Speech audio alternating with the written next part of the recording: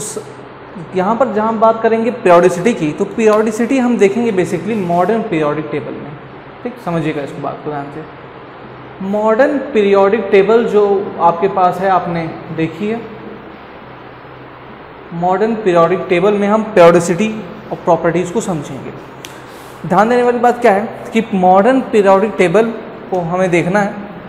इसको समझने के लिए सबसे पहले हम पीरियोडिक टेबल को जानेंगे कि पीरियोडिक टेबल क्या होता है, और पीरियोडिक टेबल को जानने के बाद हमें ये समझना होगा कि कैसे हम मॉडर्न पीरियोडिक टेबल तक पहुँचे, यानी कि हिस्टोरिकल अंडरपिनिंग्स को जानना होगा हमें।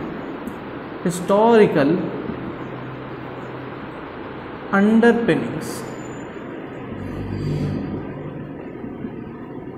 हिस्टोरिकल अंडरपिनिंग्स को समझेंगे कि कैसे अलग अलग साइंटिस्ट ने अलग अलग टाइप की पीरियोडिक टेबल दी, और उसमें से हम कैसे बेस्ट यहाँ तक मॉडर्न तक पहुँचे। ठीक, तो मॉडर्न पीरियोडिक टेबल आपने सबने देखनी होगी। उसके जो है 18 ग्रुप्स होते हैं, 7 पीरियड होते हैं। ठीक, आपके पास होगा नॉर्मली। ठीक, तो समझते पहले कि क्लासिफिकेशन ऑफ एलिमेंट्स की ज़रूरत क्यों पड़ी। इनिशियल स्टेज में क्या हुआ, इनिशियल स्टेज में हमारे पास जो एलिमेंट्स थे उनकी के नंबर जो थे बड़े कम थे, तो उनके नंबर कम थे हमारे पास, तो उनको याद करना हमारे लिए आसान था।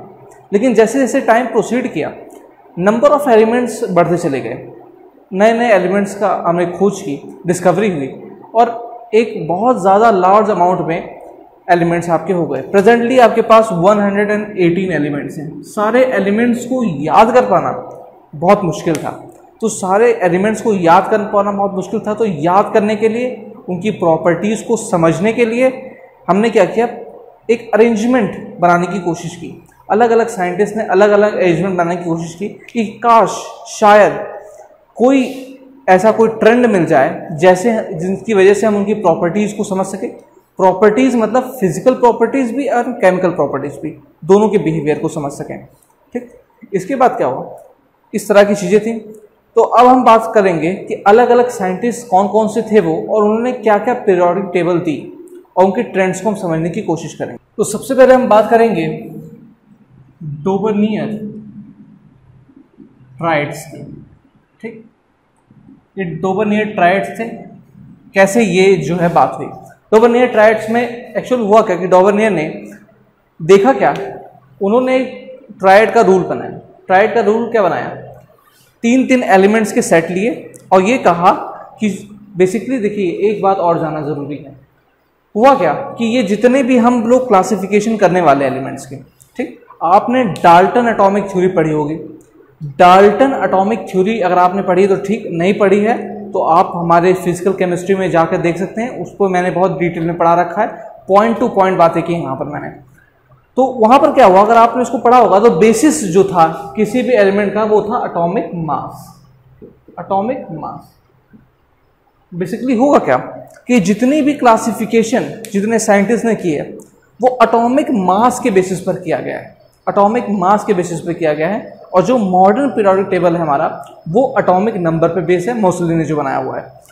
ठीक, तो यहाँ पर जितने भी हम पढ़ने वाले हैं, यहाँ से डोबर्नियर से लेकर मेंडलीव तक, हम बात करेंगे एटॉमिक मास को एक प्रॉपर्टी जो है माना गया है कि फिजिकल और केमिकल प्रॉपर्टीज डायरेक्टली जो है डिपेंड करती है एटॉमिक मास पर। ठीक, उसको बेसिस मान के ये सारे क्लासिफिकेशन किए गए हैं। तो डोबर्नियर ने भी बिल्कुल सिमिलर वे में क्लासिफिकेशन किया। क्या क्या उन्होंने 3 एलिमेंट्स के सेट ले लिए। ठीक, एलिमेंट्स के सेट ले लिए, जैसे कि मान लीजिए उन्होंने ले लिया लिथियम, सोडियम एंड पोटेशियम। ठीक, क्लोरीन, ब्रोमीन एंड आयोडीन। तो उन्होंने ऐसे जब ट्रिपलेट लिए, सेट लिए 3 एलिमेंट्स का, तो क्या देखा उन्होंने देखा ये जो मिडल वाला एलिमेंट है इसका जो एटॉमिक मास है वो इसके और बगल के दोनों का मीन के इक्वल है। ठीक, बगल के दोनों के मीन के इक्वल है। सिमिलरली ब्रोमीन के भी केस में इसके और इसके मीन के इक्वल इसका एटॉमिक मास है। ध्यान देने वाली बात, एटॉमिक मास इसके इक्विवेलेंट है। तो प्रॉपर्टीज जो होगी वो इन्हीं दोनों के बीच में लाई करेगी, ऐसा उन्होंने माना। ठीक, ये उनका बेस था क्लासिफिकेशन का। तो आप देखेंगे ध्यान से यहाँ पर, तो यहाँ पर आप बिल्कुल इसका मीन ले लेंगे। ठीक, तो मीन आप निकाल लीजिए, तो बिल्कुल ये मीन जो होगा इन दोनों की वैल्यूज का मीन के इक्वल हो जाएगा। इसको लेंगे तो फर्स्ट वाले केस में तो ये हो जाएगा आपका 7 + 39/2, ये हो जाएगा 23 आपका एटॉमिक मास होता है किसका, सोडियम का। तो ये इनका रूल था, इस रूल के अकॉर्डिंग इन्होंने फॉलो किया।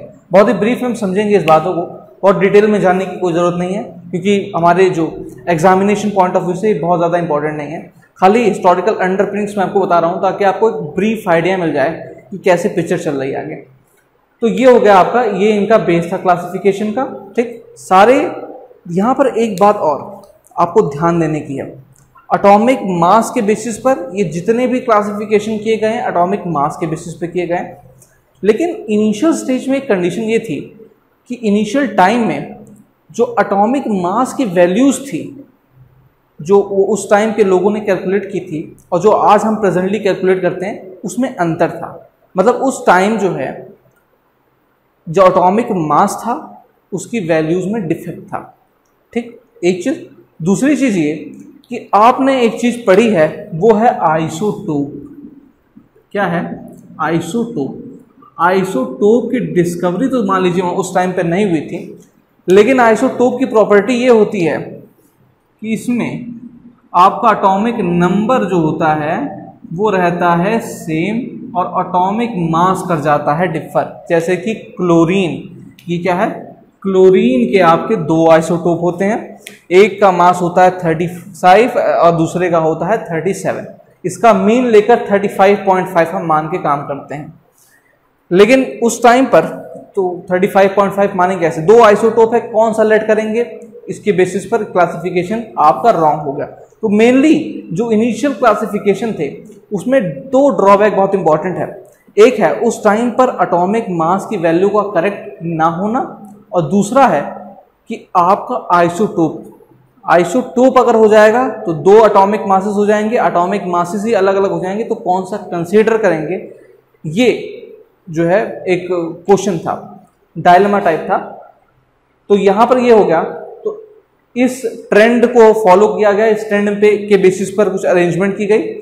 तो हुआ ये कि इस टाइप से चीज़ें तो हो रही थी, अच्छा लग रहा था, लेकिन ये 2 एक्सेप्शंस थे साथ ही साथ वो एक्सेप्शन और थे। जैसे कि मान लीजिए कभी कभी 3 एलिमेंट्स का एटॉमिक मास अगर सेम हो गया लगभग, तब समस्या आ जाती थी।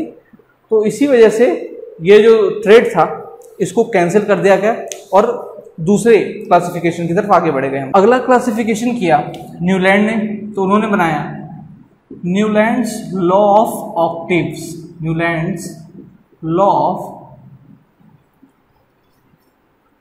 ऑक्टेव्स। ठीक, तो न्यूलैंड लॉ ऑफ ऑक्टेव्स के बारे में जानेंगे।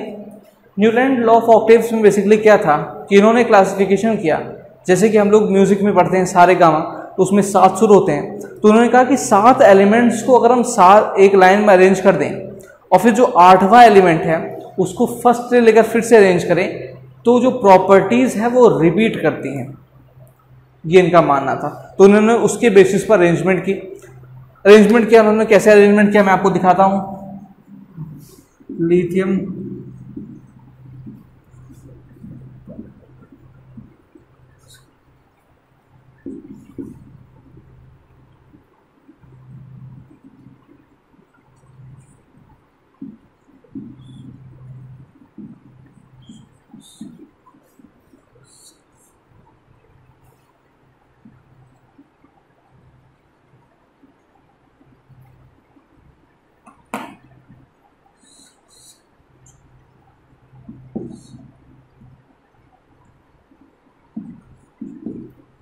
तो ये बेसिकली उनकी अरेंजमेंट थी।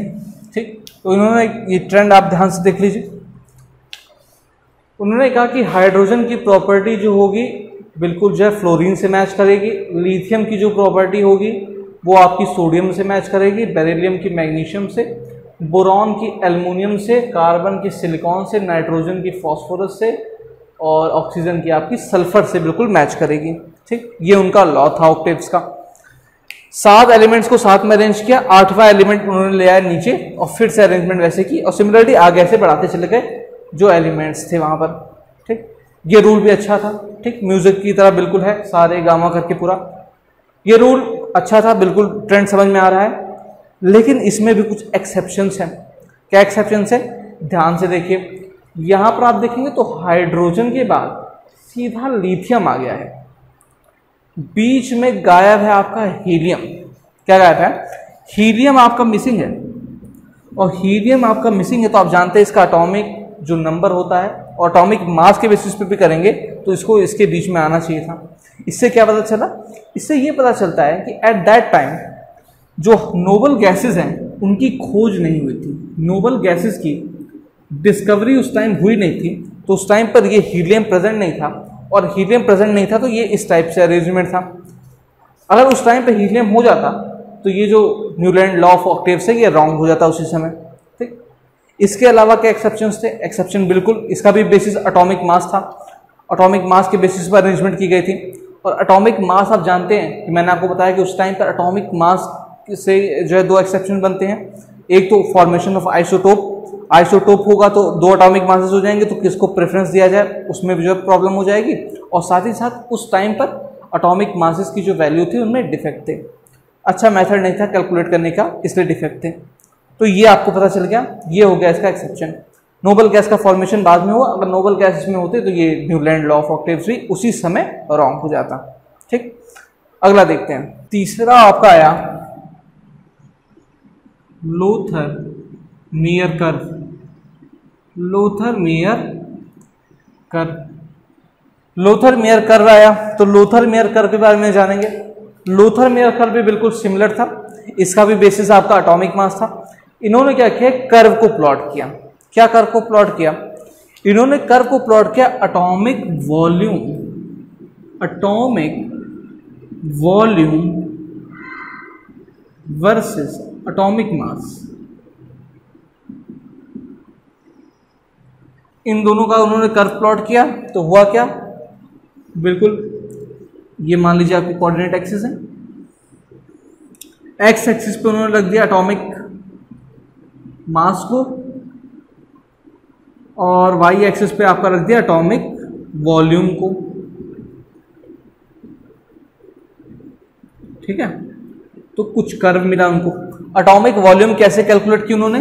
तो एटॉमिक वॉल्यूम निकाली, ठीक, एटॉमिक मास अपॉन डेंसिटी से। ये क्या है? रो है, ये डेंसिटी है। एटॉमिक वॉल्यूम उन्होंने यहां से कैलकुलेट कर दी, और इसके बेसिस पर उन्होंने कर्व प्लॉट किया। कर्व दोस्तों, कर्व बनाना थोड़ा सा मुश्किल होगा इस टाइम पे, लेकिन कर्व की क्या क्या प्रॉपर्टीज है उसके वो अब मैं आपको बता देता हूं। तो ये जो कर्व था एटॉमिक वॉल्यूम वर्सेस एटॉमिक मास, ये आप बुक में देख पाएंगे, यहां पर ड्रॉ करना थोड़ा मुश्किल है, लेकिन क्या क्या प्रॉपर्टीज है वो मैं आपको बता देता हूं। प्रॉपर्टीज क्या क्या है? पहली प्रॉपर्टी, आप कर्व को देखेंगे तो क्या निकलेगा? बेसिकली चार प्रॉपर्टीज हैं। ठीक, चारों को हम लोग एक साथ समझते हैं। अगर आप कर्व को ध्यान से देखेंगे अपनी बुक में तो होगा क्या कि कर्व का जो मैक्सिमम पोजीशन होगा, जो मैक्सिमा होगा, उस पॉइंट पर आपके होंगे अल्कली मेटल्स, अल्कली मेटल। बीच में मतलब मिडिल पॉइंट में आप देखेंगे तो वहां पर आपके अल्कलाइन अर्थ मेटल्स होंगे। क्या होंगे? Alkaline earth metals. अगर आप उस कर्व को फिर से ध्यान से देखेंगे, असेंडिंग पोजीशन पे, जहां से आप कर्व को ऊपर जहां बढ़ना स्टार्ट होता है, असेंडिंग पोजीशन पे हेलोजेंस होंगे, हेलोजेंस। ठीक, हेलोजेंस अब ध्यान से देखिए, मैं इनको बारे में एक एक एक्सप्लेन करूंगा डिटेल में, आप चिंता मत कीजिए। और जो मिनिमा पोजीशन होगा, जो मिनिमा होगा कर्व का, वहां पर आपके होंगे ट्रांजिशन मेटल्स, ट्रांजिशन मेटल्स। ठीक, ये आपकी पोजीशन है। मैक्सिमा पर होगा आपका अल्कली मेटल, ठीक, मिडिल पॉइंट्स पर होंगे अल्कली अर्थ मेटल्स, मिनिमा पर होगा ट्रांजिशन मेटल, और असेंडिंग पोजीशन में होगा आपके हेलोजेंस। ठीक, अल्कली मेटल क्या होता है? अल्कली मेटल मैं आपको आगे चलकर पढ़ाऊंगा, जब एस ब्लॉक पढ़ाऊंगा, तो बेसिकली जो 1s एलिमेंट्स होते हैं उनको अल्कली मेटल कहा जाता है। Lithium, sodium, potassium etcetera. ठीक, lithium, sodium, potassium etcetera. Alkaline earth metal यानी कि जो 2s एलिमेंट्स के होते हैं, मतलब बेरिलियम, मैग्नीशियम, कैल्शियम एटसेट्रा। ठीक, कैल्शियम एटसेट्रा। हेलोजेंस क्या हो जाएंगे? हेलोजेंस आपका जो फ्लोरीन वाला ग्रुप हो जाता है, फ्लोरीन, क्लोरीन, ब्रोमीन एक्सेट्रा। और आपका ट्रांजिशन मेटल जो होता है वो डी ब्लॉक के एलिमेंट्स होते हैं। डी ब्लॉक भी डिटेल में पढ़ाऊंगा आपको, चिंता मत कीजिए। ट्रांजिशन एलिमेंट्स में आपके डी ब्लॉक के एलिमेंट्स स्कैंडियम, टाइटेनियम, ये आपका आयरन हो जाएगा, ठीक, ये आपका ठीक आयरन, ये आपका जो है सिल्वर हो गया, सिल्वर हो जाएगा आपका Ag, और ये गोल्ड हो जाएगा एक्सेट्रा। इन सबको कहा जाता है ट्रांजिशन मेटल। तो ये इनकी रिस्पेक्टिव पोजीशंस थी।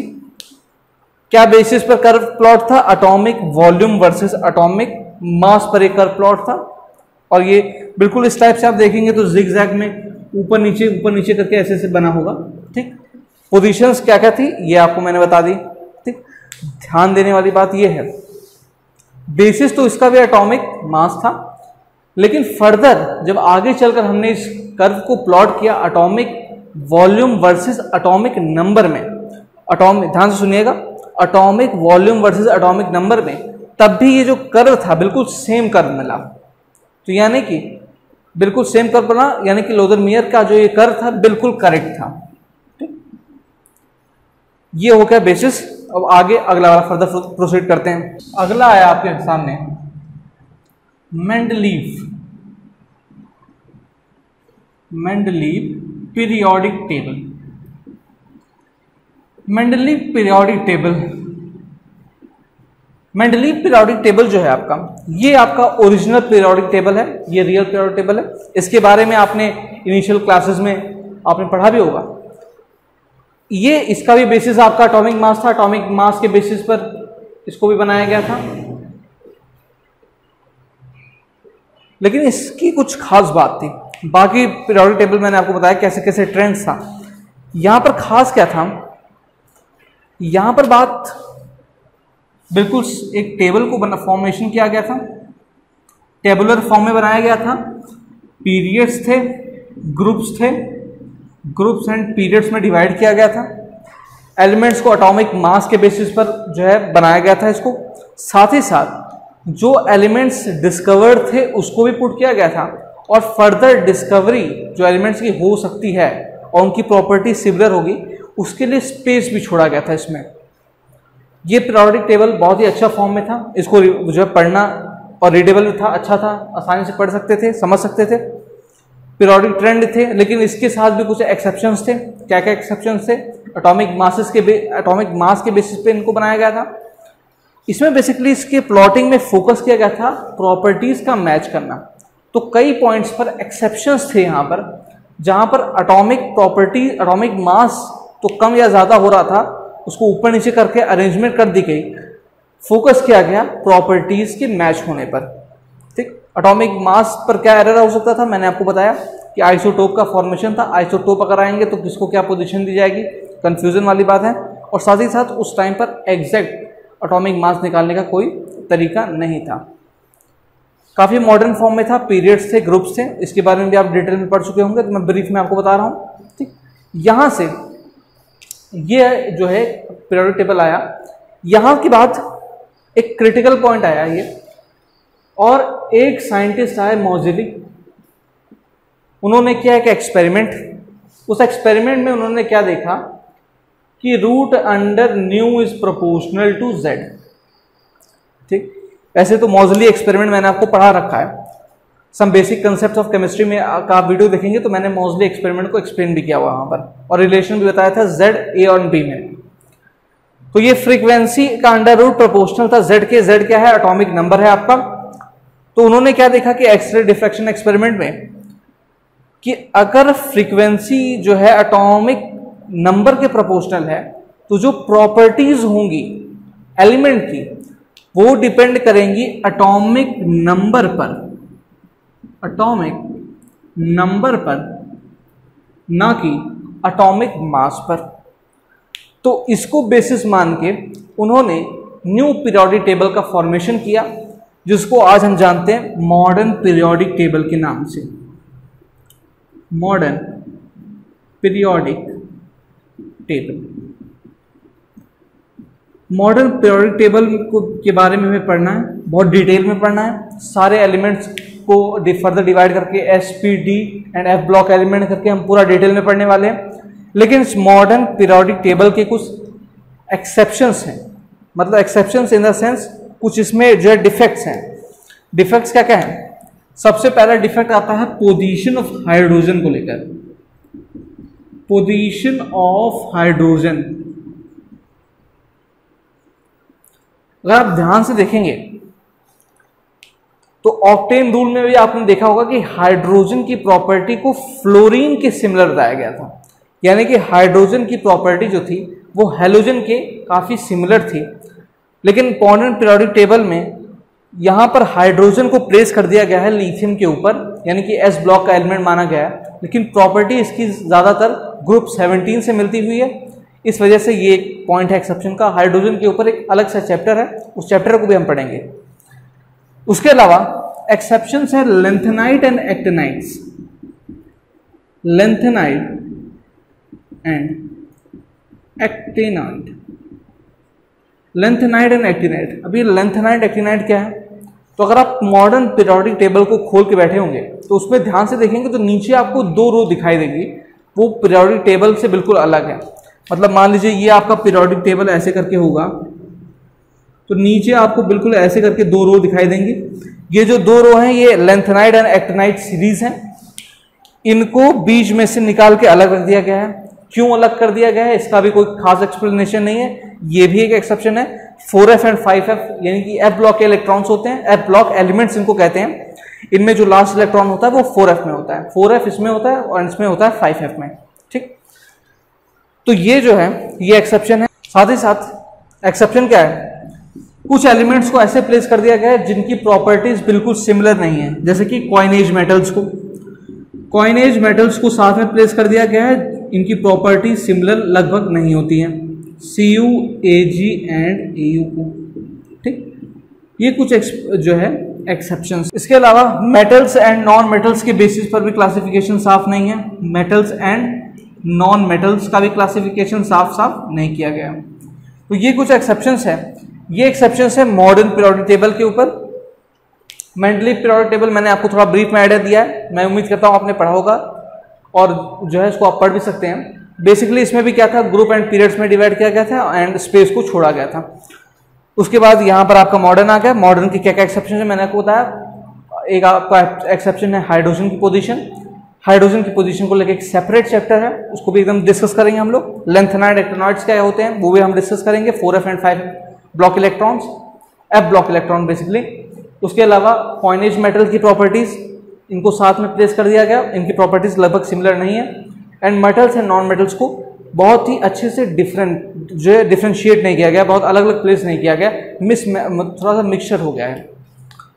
ठीक, अब इतना आपको मैंने बता दिया। तो ये हिस्टोरिकल अंडरपिनिंग्स थी आपकी पीरियोडिक टेबल से, कैसे कैसे एवोल्यूशन हुआ पीरियोडिक टेबल का हमने देखा।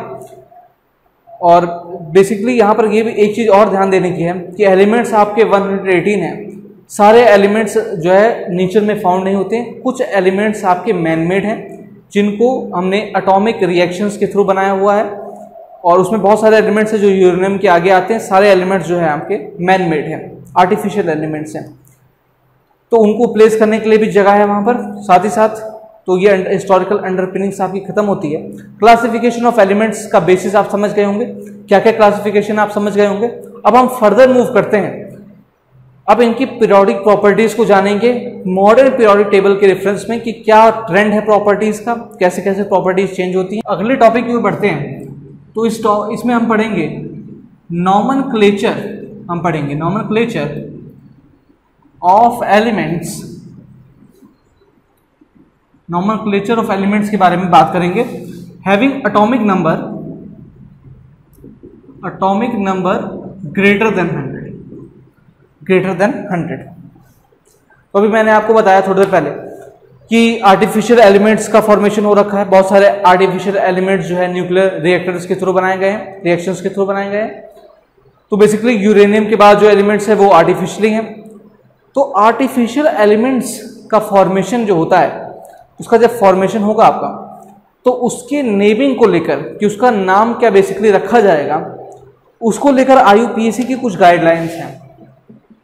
IUPAC मतलब international union of pure and applied chemistry, international union of pure and applied chemistry. इसकी गाइडलाइंस है कुछ, और क्या गाइडलाइंस है जिसके बेसिस पर एटॉमिक नंबर केवल ग्रेटर देन 100 का नॉमेनक्लेचर किया जाएगा, उसके बारे में हम जानेंगे। तो होगा क्या, टेबल बना लीजिए आप। क्या सिंबल हम जानेंगे, क्या आपका सफिक्स लगेगा या फिर क्या आपका जो है लेटर लगेगा। सफिक्स प्रीफिक्स ना लगे, यहां पर आप लिख सकते हैं क्या जो है यूज होगा लेटर फॉर्म में, और क्या आपका नंबर है। तो यहां पर आप लीजिए 0 1 2 3 4 5 6 7 8 एंड 9। तो 0 होगा तो लेटर या फिर आपका नेम यूज होगा नील। 1 के केस में अन, 2 के केस में बाई, 3 के केस में ट्राई, 4 के केस में क्वाड। फिर ये हो जाएगा आपका जो है पेंट, पेंट उसके बाद हेक्स, फिर सेप्ट, फिर ऑक्ट एंड देन फिर नन। तो ये बेसिकली लेटर्स यूज होते हैं। क्या क्या सिंबल्स हैं, 0 के लिए आपका नील यूज होगा, 1 के लिए अन, 2 के लिए बाई, 3 के लिए ट्राई, 4 के लिए क्वाड, फिर 5 के लिए पेंट, 6 के लिए हेक्स, 7 के लिए सेप्ट, 8 के लिए ऑक्ट एंड 9 के लिए नन। सिंबल क्या क्या यूज होंगे, नील में एन यूज होगा, इसमें यू यूज होगा, फिर बी, देन फिर आपका टी, फिर क्यू, पी, एच के बाद आपका एस हो जाएगा, फिर देन आपका ओ हो जाएगा, ये आपका हो जाएगा एन। तो होगा क्या, यहाँ पर एक चीज ध्यान देने की है, 9 को हम लोग नॉन नहीं लिखते हैं, 9 को हम लोग इन लिख देते हैं, इन, ई डबल एन, इन। तो इसके लिए जो सिंबल यूज होता है वो होता है ई। ठीक, थोड़ी सी आपको कुछ प्रॉब्लम हो रही होगी तो मैं बेसिकली आपको एग्जांपल देके इसको नॉमेनक्लेचर कैसे किया था वो समझा देता हूँ। तो हुआ जैसे कि मान लीजिए आपको नेम लिखना है 101 का, 101 का आपको नेम लिखना है, तो आप लेटर का यूज करके क्या नेम बनाएंगे, तो पहले लिखेंगे आप अन, ठीक, फिर 0 के लिए क्या होगा, नील हो जाएगा, अन नील, और फिर हो जाएगा अन, तो नेम हो गया अन नील अन, लास्ट में लगा देंगे आप IUM, तो क्या आपका लेटर बन गया अनिलन इनियम, अनिलन इनियम।